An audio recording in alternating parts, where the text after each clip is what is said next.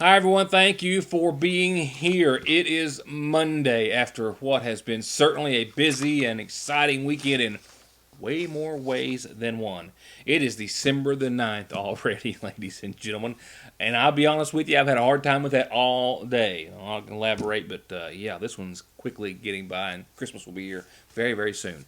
And we'll be having, of course, some Christmas related coverage for you later and throughout the week and for the next couple of weeks, I'm sure. Again, thank you for being here. Indeed, what a busy weekend it was. Of course, Sayersville's big hometown Christmas celebration was Saturday, and of course, that was also when Johnson Central was taking on Boyle County.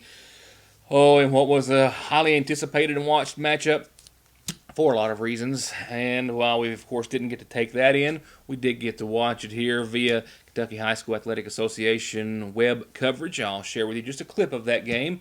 Just to get you caught up on the scores. Most everyone well aware of what took place. Of course, it was a big weekend for Kentucky, and in more ways than one. And there's a couple of announcements there. But local news tonight is where our main focus will be. There was a Magoffin County man who was killed in a vehicle versus scooter accident Friday after I left you for the evening and weekend. I'll have a report on that, his obituaries information as well. Also, a road dedication over the course of the weekend, the third for the Judge Executive and current Magoffin County Fiscal Court. A lot of other announcements on our calendar, a lot of other news and information. I've got Hornet basketball highlights from over the course of the weekend as they traveled to Pikeville in the Buffalo Wild Wings event there. I'll try to get to those tomorrow. We've got, of course, the Christmas parade, which is coming later on in the week. I always show it on two different occasions. The first will be this week. I'm uncertain as to the day as of yet. We've got several arrests and other reports to also get to later on in the week, beginning as soon as tomorrow, and a lot to cover for the rest of the evening as well. Again, thank you for being here with us. The courthouse in Magoffin County, FYI, will be closed tomorrow. It's December the 10th. It's Inauguration Day, of course, in Frankfort. Judge Executive Matt Wireman tells me that all of the networks will be down, so they'll be unable to do any business tomorrow, but he did stress that road crews will be on standby for any significant or accumulating snowfall that we might see tomorrow. And yes, that too will be something we'll talk about tonight. Right now, I'm not seeing a great probability of accumulating snowfall, or at least much accumulating snowfall for the viewing area. If we see any, it will be tomorrow afternoon, tomorrow evening. I'll give you the latest in just a few moments. Right now, I think the lesser side of things is where we stand to be from this next system, which of course will be followed by many more throughout the winter season. Local headlines in a second, but we've just now learned that the United States Supreme Court just earlier today denied hearing an appeal of a Kentucky law that requires Kentucky physicians to perform ultrasounds and show and describe fetal images to patients before abortions can take place, as well as play an audible heartbeat of the fetus. The justices did not issue any comment in doing so, in reviewing, or not reviewing, I should say, an appeals court ruling that upheld the 2017 law after it was struck down as a violation of the constitutional right to free speech. Their refusal does leave the law in place as it stands. The American Civil Liberties Union had challenged that law on behalf of Kentucky's abortion clinic, the only abortion clinic, EMW Women's Surgical Center in Louisville. The ACL's argument was that the law has no medical basis and that its sole purpose is to shame and coerce a woman who has decided to end her pregnancy.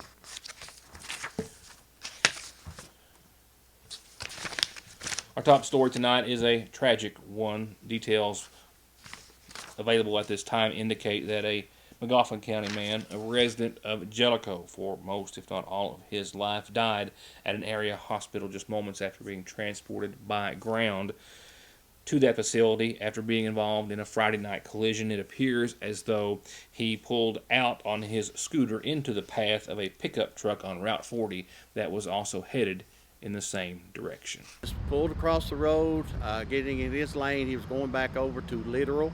So he was going to get in the lane like going to Sayersville. Obviously, he must not have seen the pickup truck. And when he crossed over, the truck hit him just broadside over across the lane into off the shoulder. And so the subject was not injured that was driving the pickup truck. And so it was just one of those things that he was dark clothing. We don't know if there was a light on that moped, or not, because now it's injured. We don't know about it, but it's just an unfortunate accident. He's done this several times during the evening, every week during the week, going over to Handy Mart, picking up supplies what he needed, and then headed back over to Literal to where he was staying. The operator of that scooter was identified as 57-year-old Paul Blanton of Jellicoe Road. He was pulling out of the Handy Mart, and he pulled out in the direction of 1437 or Literal's Fork, the same direction that a Ford F-150 driven by Toby Ward of Johnson County was traveling, with Blanton pulling into the path of that pickup truck and being broadsided, as you heard Mr. Conley describe. Blanton was still alive but unresponsive at the scene. Had weather allowed, they would have airlifted him to a trauma center, but he had to be taken by ground ambulance to the Palby Hall Medical Center, where he was pronounced dead at that facility just a short time later. The Sagersville Funeral Home is in charge of arrangements, and we have those in just a few moments when we reach our obituary listings. As for the accident, it was being handled or covered by Magoffin County Sheriff's Deputy Brian Tipton, who said no charges are to be pending against the driver of the pickup truck and that there was no speed or any other factors involved, just a tragic accident in which Mr. Blanton pulled into the path of the oncoming vehicle. It can be one of the hardest parts of being a parent. You can beg them, bribe them, hold them down and try to force them, and sometimes you still can't get them to take their medicine. Well, problem solved at Parkway Pharmacy with Flavor X. Let your kids customize their medicine with some of the best flavors that really do taste great, and it's totally free with your child's prescription at Parkway Pharmacy. So stop the suffering, theirs and yours, for free, and get your Flavor X flavored medicines at Parkway Pharmacy in Sagersville.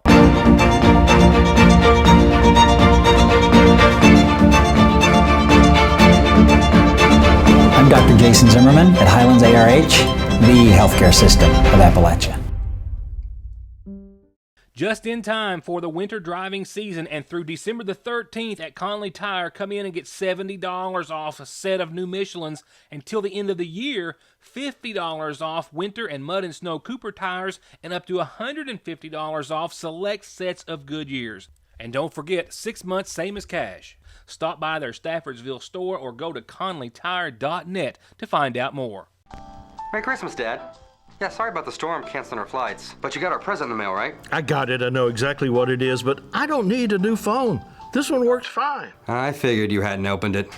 Son, I do appreciate it, but I don't need it. Would you at least open it? Merry Christmas, Grandpa! Hey, kids, would you look at that? It's like you're here with me. Miss you, Pops. I miss you too. Merry Christmas from Appalachian Wireless.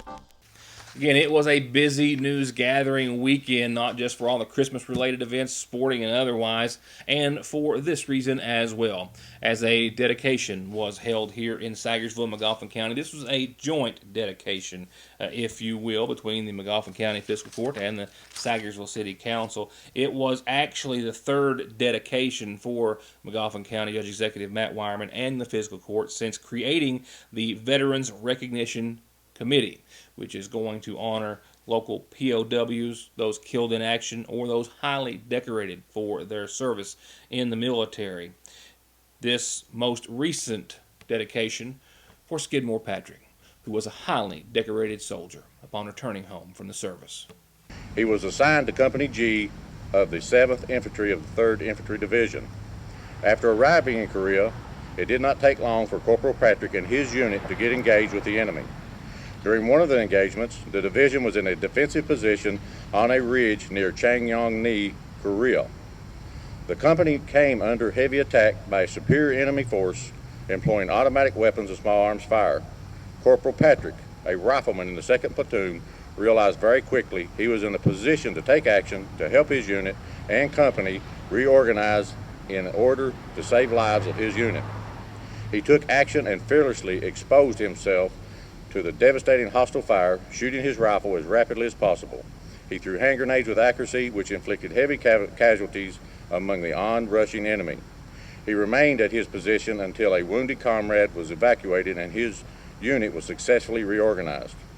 And for those gallant actions, Skidmore was awarded the Silver Star, the Bronze Star, and other commendations. And he would come home to spend the rest of his days on Coal Branch, now marked in his honor.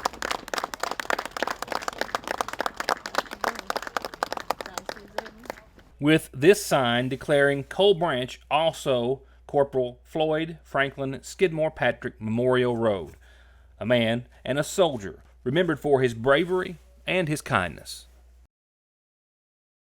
He was always friendly to people, and you know, he was courteous to the women, and you know, he was never married. He lived at home, and he even that until he died. You know, he's told that many a time. The things that he's seen, you know, and that's how I remember him. I was only about 6 years old, but I can remember Mom getting letters, you know, and I'd cry. McGoffin County Hornets and Lady Hornets are both on the road tomorrow night. We'll have some other sporting news and announcements in just a few moments. Before we get to those headlines, here's tonight's McGoffin Farm Bureau Community Calendar with a birthday wish this Monday. First up, a happy belated birthday wish. It says to send it out to Jesse Slusher. Happy birthday to you, Jesse, 76th and counting. Love your family, love your friends in Ohio as well, and those from your hometown of Sagersville. Jesse, happy 76th birthday from a lot who love you. Happy birthday, happy belated birthday to you.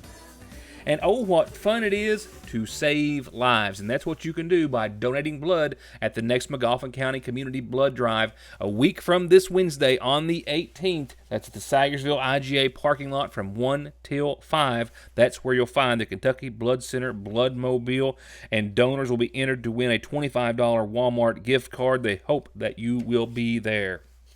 Indeed. Oh, what fun it is to save lives. And the South McGoffin Volunteer Fire Department has announced their Christmas runs to be held this Saturday the 14th beginning at 4 o'clock. I'll have the entire schedule for you posted here on the community calendar later in the week. They'll leave the fire station at 4, start at Salt Lick, make their way all the way up to Main Lickin', and then back to the South McGoffin Fire Department at 7 in case you missed Santa along the way. I'll have more on their schedule later on from South McGoffin. The 6th annual Sagersville Funeral Home Toy Drive still well underway. They're asking for any new unwrapped toy to be dropped off at the Sagersville Funeral Home. Help them share your love this Christmas season to all the kids in McGoffin County. And it's always a great time to stop by Candy Cane Lane, as long as it's between 6 to 10 nightly. Santa is coming soon. The lights are still going up. It is a holiday treat that you don't want to miss. Candy Cane Lane on the top of the Ivy Point Hill. And everyone is invited, and everyone really should be at the Christmas celebration feast this Friday at the Community Center from 11 till 2. A wonderfully prepared free meal for everyone in the community. Hundreds turned out last year, 800 to 900 I think it was, and they hope to have many more than that this year, just to come out and spend a little time with folks from throughout the community that maybe you don't get to spend time with very often or at all. A wonderful meal and a wonderful opportunity. Also a wonderful opportunity, our community calendar for announcements like these and birthdays and anniversaries too. In funeral service announcements this Monday, 54-year-old Donna Reed Reisner of Sagersville passed away on the 7th, the daughter of Don and Joyce Rice Reed, who survived, and she's as well survived by her husband Ronald Bruce Reisner, brother Michael Fred Reed, and sister Elizabeth Reed. Visitation is tonight, and services start tomorrow morning at 11, all from the Sagersville Funeral Home. 57-year-old Paul Bunyan Blanton of Jellicoe Road passed away on the 6th, the son of Phyllis Hughes Blanton and the late Kelly B. Besides his mother, he survived by 3 brothers and 6 sisters. Visitation is the rest of this evening, all day tomorrow. Services start Wednesday morning at 11. Visitation and services will be from the Flat Fork Free Will Baptist Church, and burial follows at the Blanton Family Cemetery on Jellicoe, while the Sagersville Funeral Home is in charge of arrangements.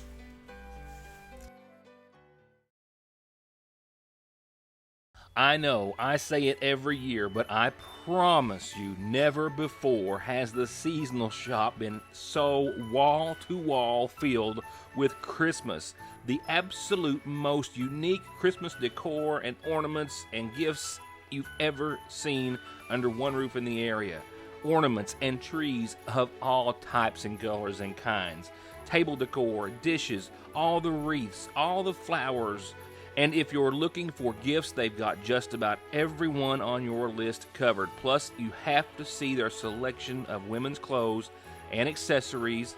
Gorgeous, with a wide variety of styles and sizes. So let them help you pick out the perfect outfit for any Christmas party or family get-together. And from now until Christmas, they have a new deal of the day every day. So be sure to follow them on their Facebook page for all the details at Fraser's Raider Drugs Seasonal Shop in downtown Salyersville. We have finally done it. After years and years of extensive testing, we not only invented the chicken sandwich, we have perfected the chicken sandwich. Come and try it and love it with a big, famous dipped breast strip, pickles and mayonnaise, or however you like it fixed. And if you like, make it a double. Just make your way to Lee's to get it and grab a cookie while you're there. At your Salyersville Lee's famous recipe, where even our ice is famous.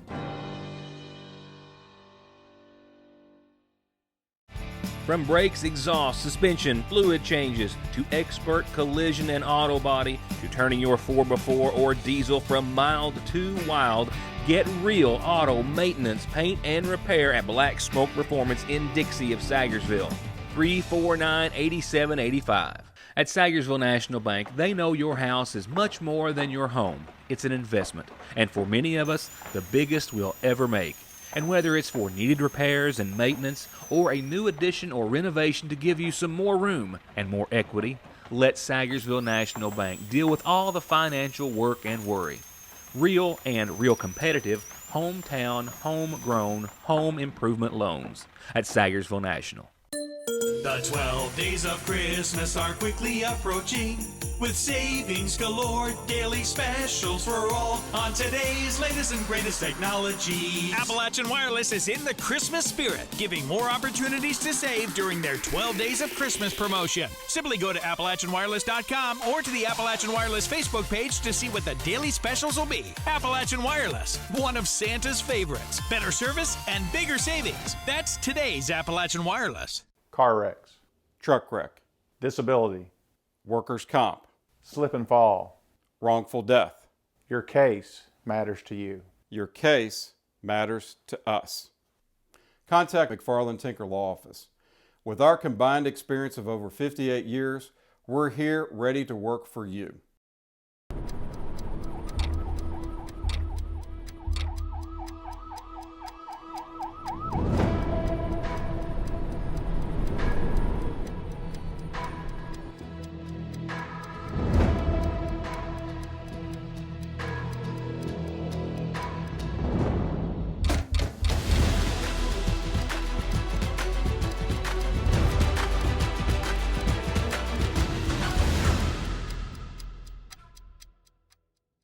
Indeed, it was a bit of a madhouse here at the studios on Saturday evening and Saturday night.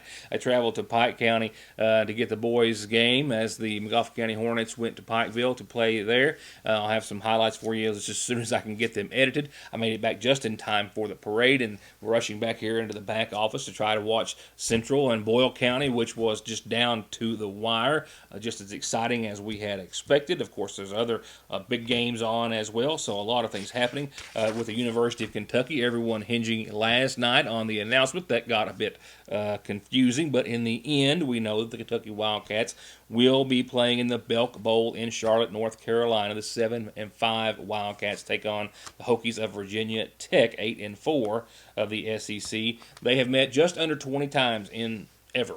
Kentucky leads that series 11-6-2. The Belk Bowl will be going on New Year's Eve.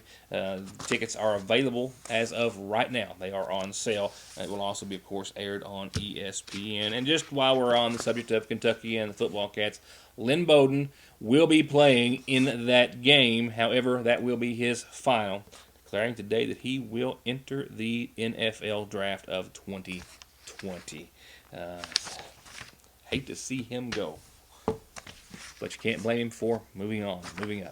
With that said, not only can they count, but they are champions in academics and athletics, and they're smart enough to know not to go for a 4th and 2, a pass play of all things, from the 28 against a team who has been in the championship for 5 consecutive years, looking for their 2nd title. Johnson Central, I'm, of course, referring to. But that's exactly what Boyle County did, and the Johnson Central Golden Eagles, who had all of Eastern Kentucky behind them, came home champions, just having to run after that play the last 15 ticks off the clock. So not only were the Mountains represented in excellent fashion, we have champions among us. We have, of course, Paintsville and Pikeville, who, as I told you on Friday, both made it to the state championship. Only one could win, Pikeville bringing home that title, but Belfry bringing home the 3A title against Bell County 30-20, and the beloved Johnson Central Golden Eagles 21-20 over Boyle County, in what has been an emotional week and win for more than just the team and the school. Somerset took the 2A title from Mayfield 34-31. Covington Cath took the 5A title from Frederick Douglass 14-7. Trinity the 6A title 28 to Males 6. With one more big, sincere congratulations going out to Coach Jim Matney and his Golden Eagles. And among everything else going on, of course, they were celebrating the entire way home. They had a wonderful crowd waiting for them at Johnson Central, and of course, we just couldn't be there for that. But again, we wish them well. They have represented Eastern Kentucky and the Mountains very respectfully with a lot of pride. We wish them the very best as they will, of course, look on to another successful year next year, continuing that dynasty. And indeed, that's what it is. Congratulations to the Golden Eagles once again. Your forecast, well, the radar not necessarily going along with what we've got in the forecast. The forecast on paper calling for a little more rain than what we're actually seeing right now. The latest update in the forecast calling for the possibility of a little more rain tonight, possibly adding up. Right now, local Doppler radar not showing that immediately, but there is more rain in our future. A little bit of a break in the action for now. It will pick up later, and into your tomorrow, it will change over to some flakes. However, I stress that pretty fine line as to who will see some, and I'm expecting that we will see very few at this time. While the forecast is calling for more rain than what we're seeing on the radar. Compared to what you just saw on the radar, scattered showers before 7, then rain mainly after 7, says your latest update from the National Weather Service. A low of 46 and a southwesterly wind around 3 to 7 miles per hour, maybe another 1/10 to 1/4 of an inch possible. I'm going to stick to the lighter side of that, given what we just looked at. That's not to say, however, that we don't have more rain coming. In fact, tomorrow, more rain, mainly before 4, and then possibly starting to mix because we're going to see temperatures fall. A low of 46 tonight, but temperatures falling to around 34 by around 4 o'clock tomorrow afternoon. And you'll also see winds kicking up out of the west-northwest from 5 to 10 to maybe 18 miles per hour at times. Snow accumulation right now, I am going to go on the lighter side of things, as is the latest update from the National Weather Service at 1/2 inch or less tomorrow afternoon. Now, we also, however, that's for the afternoon, we also have a chance of seeing some more snow tomorrow night. And if the moisture is still here after 7, it's going to be all snow, and then we might pick up maybe another 1/2 inch. So I think 1 inch altogether is kind of pushing it right now. It's just not easy to pin this one down as of yet, nor are they really ever.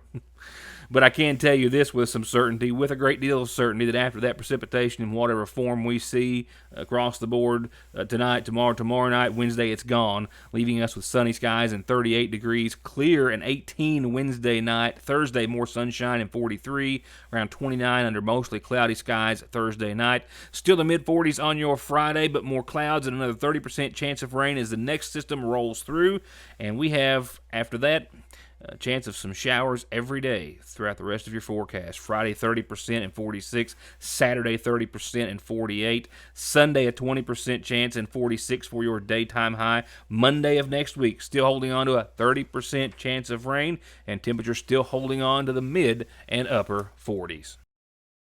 And that's going to wrap it up for this Monday. It's going to be an all-nighter tonight, I suspect, just trying to get ready for tomorrow's show. I don't know that we'll ever be caught up, but we'll certainly make another run at it when we see you back here tomorrow night for more of Your News Today. Thank you. Good night, and see you tomorrow.